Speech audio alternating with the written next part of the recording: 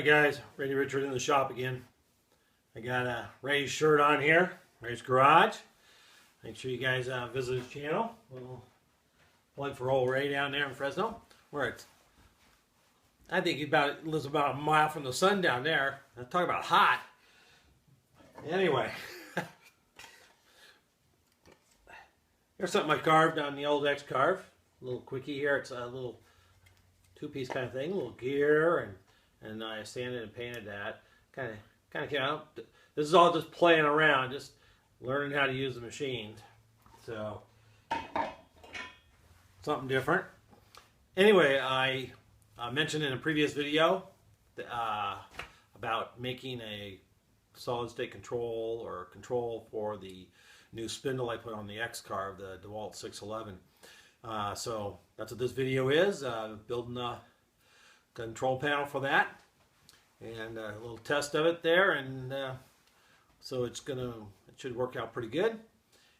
And it's all made from scavenged parts. I've scavenged from little electrical controls and devices, you should say. Just from stuff I had in the shop. So kind of a fun little project. So thanks a lot, you guys. Thanks for subscribing. And a reminder, Teespring, my t-shirt campaign is still going on till the end of the month, till I think the 30th. So if you're interested in a shirt, please stop by there. The link will be on the video. And like I say, I am selling those dovetail cutters. If you're interested in one of those, I'll be doing a whole new batch here. I sold the last one this morning, and so that I had already, and so I'll be making another batch of them coming up here. And so if you get an order in and get your name on one. So thanks a lot. Thanks for your support, and let's get this control panel made.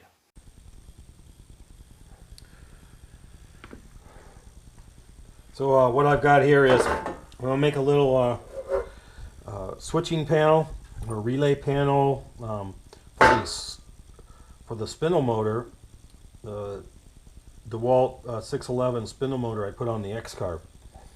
So I have a spindle control. Now it's 110, 115 volt AC motor. So what I've done is I've scavenged. Now all these parts are scavenged parts from things. This here was a well controller for a well pump, small well pump, 1 horse I think it was. I stripped it out, cleaned the stickers off and things like that. We have a good GFI receptacle, 15 amp, scavenged. It was replaced with a white one instead of an ivory one, but it still works fine. We have a nice little 115 volt indicator light. We're going to use it as a power light to tell when there's a signal going out, when there's power available at the receptacle. That was scavenged out of another control panel. Scavenged solid state relay, Potter Rumfield ETC 1100. We'll take a DC input voltage, 3 to 32 volts, to trigger it, and it can handle 10 amps across the output, which will be more than enough. We have an old control panel switch here, on-off switch we're going to use. Nice industrial kind. We have a fuse holder removed from another control panel. I'll ship actually one time. You're throwing stuff away, get rid of stuff sometimes, and you just scavenge some parts out of them, before you chuck them. So fuse holder, we're going to use that as a fuse for the control circuit side, because the 15 amp circuit in here will protect the wiring for the power side. So I got a little drawing I made up, the control panel, how we're going to cut that out, put some holes in. Actually, I'm not going to have to put a hole for the fuse. There's already a hole in here. I'm just going to enlarge that and use that for the fuse hole. So that's a little bit in the wrong spot. We'll put a switch in, a light in, and the receptacle. Here. something a little closer. And the receptacle switch, we'll have a fuse that'll be down here a little bit in the light. And I made a little electrical drawing. Yeah, you know, I do chicken scratch this stuff out, but I don't even have any chickens, so it's a little better when I draw it on the computer.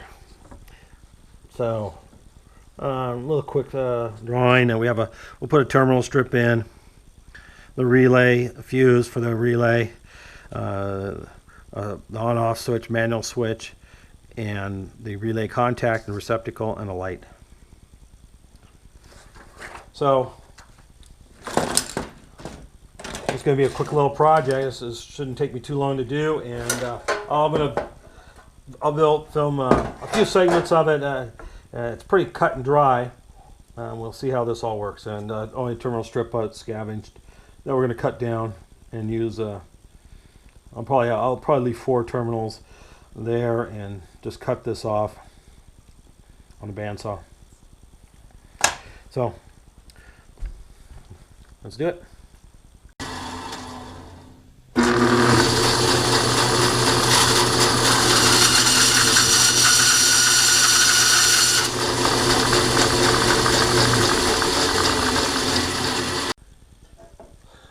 Unibits.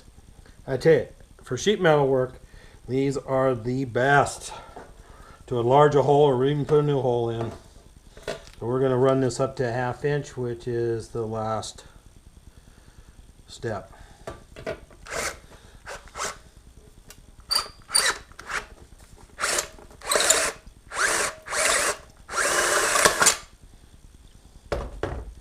Just like that. That way the fuse holder is going to go in there. Love these unibits. Now I'm going to lay out the rest for the other holes. Okay, so I've set my dimensions with my calipers here. I'm going to use the inside part to scribe a little bit. And what I'm going to do is I'm going to hold this up against. This is a rolled edge on that sheet metal. I'm going to hold my square up there to give a little fence right there.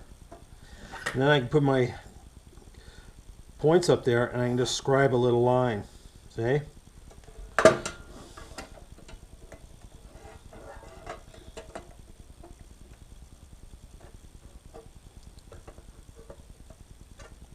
I'm just making a couple little marks because I need to put all the lines in, and then when I'll know, and I'll do the same over here. I'm going to hold that up there as a fence. I'm just going to go right along and do that.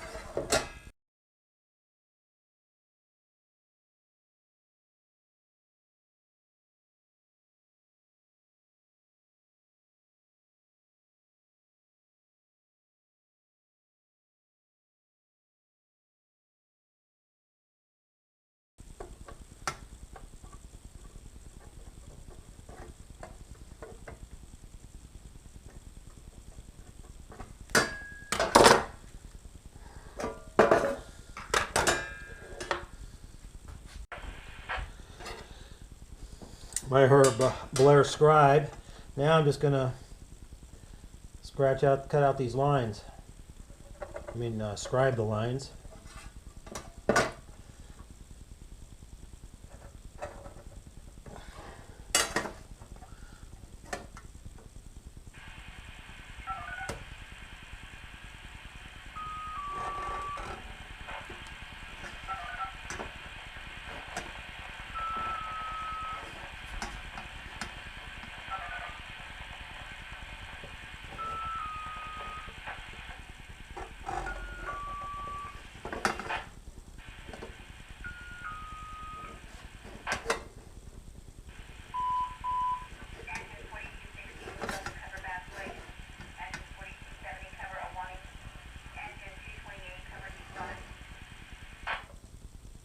So when I'm using one of these bits, a lot of times what I'll do is I'll take a Sharpie and color the one I want to be the last step.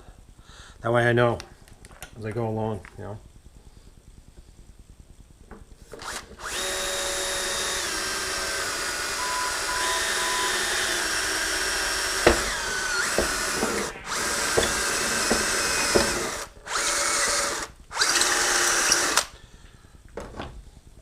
Now I don't shoot past. kind of easy to do sometimes. We'll have to deburr all the holes, obviously. So that's for the light. So we're going to go to 7/8 with this one. And that's the last step.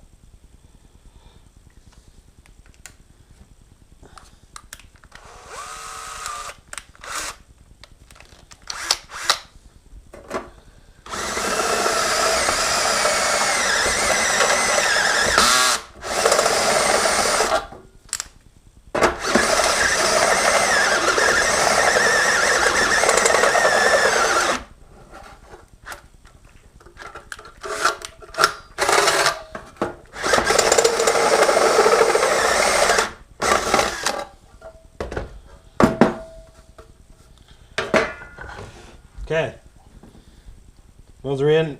We'll drill a hole and we're just going to go in there with a jigsaw and cut that out.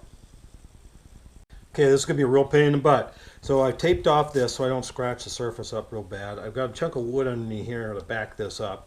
Some clamps, a big block, and for support. And I'm going to cut, turn, a lot of maneuvering, but I should be able to do this. We'll start here.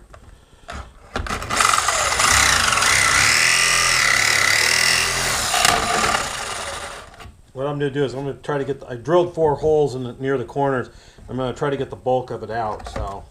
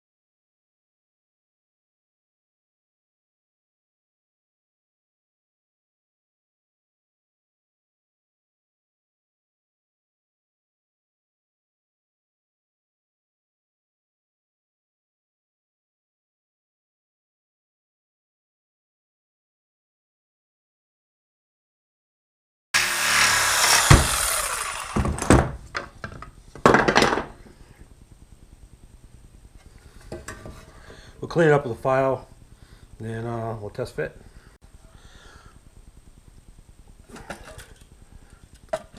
Perfect.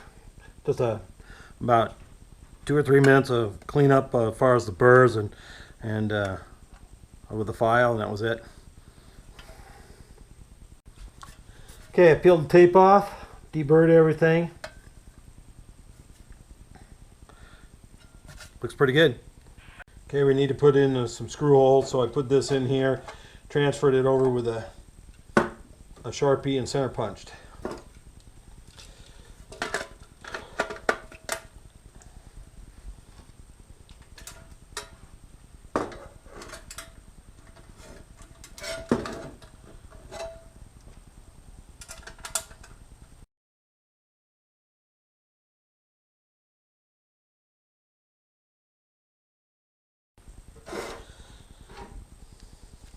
I was just putting in all the parts.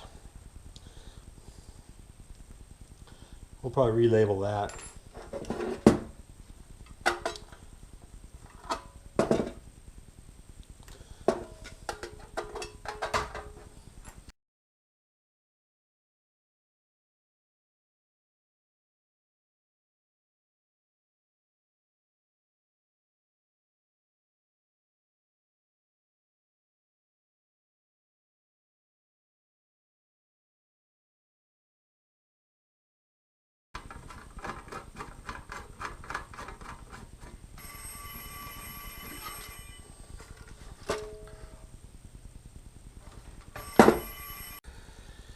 So we're working on the wiring here now. I got interrupted and I had to make some more parts for the truck. So we got our cord. Now that cord was scavenged from another piece of equipment. So everything is scavenged. So we're getting we got our relay. This is our solid state relay and our little terminal strip in there, and we're following my diagram. So I'm gonna put some lugs on these stuff. It just makes it a lot cleaner, a lot neater.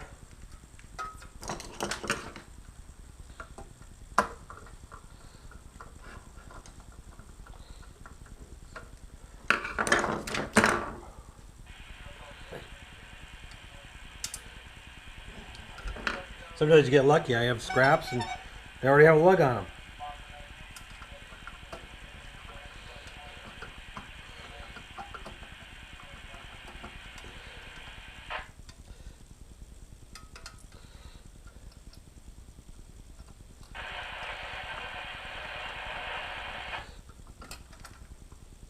Okay, I'm going to plug along here and we'll bring you back. Okay, so this is the power supply for the X-Carve, and I have some temporary leads hooked up to the control signal spot on the terminal strip. We have all the wiring done, and what I've done is I plugged in a receptacle tester, and we should get 2 green lights for everything being a-okay. We have a fuse in, our switch is in the off position. So we're gonna plug in there. We've now supplied AC power to this. We'll turn the switch here to on, and there's nothing showing. Good. And now there's a manual switch on the power supply for the X-Carve, and I could turn the spindle on from there, and we'll see how it goes. It should get 2 green lights. There we go, 2 green lights. So that means the receptacle's powered, and then if I turn the spindle off, so we'll be able to plug in the spindle, turn the power back on. Let's see if the spindle works.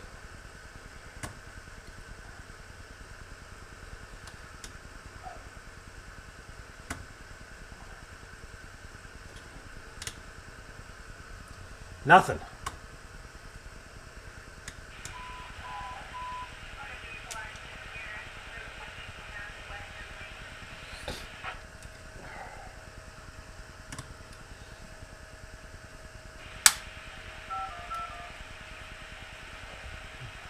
It's not the receptacle.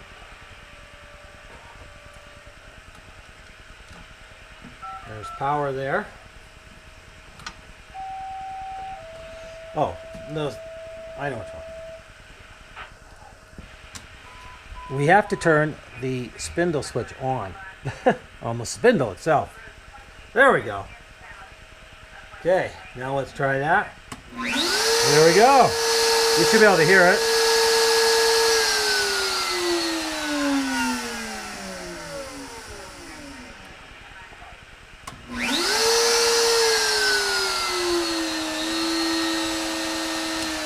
There. I was just playing with the speed control on the spindle. There, we have an auxiliary switching mechanism, so we can have auto control of the trim router now. All made from spare parts, spare wire, everything, spare parts. So we'll put this back together, and it's all going to be mounted in the X-Carve's new mounting spot soon. So we're not going to do a permanent mount of this yet, but we'll be able to close the box up. Okay, the box is all closed up. This is what she looks like.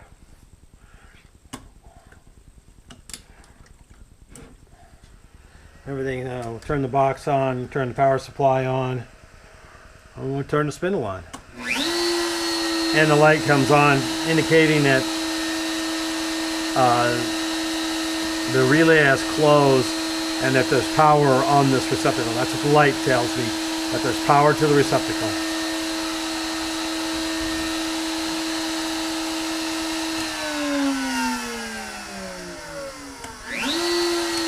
Works perfect. We love it when it works perfect. Alrighty.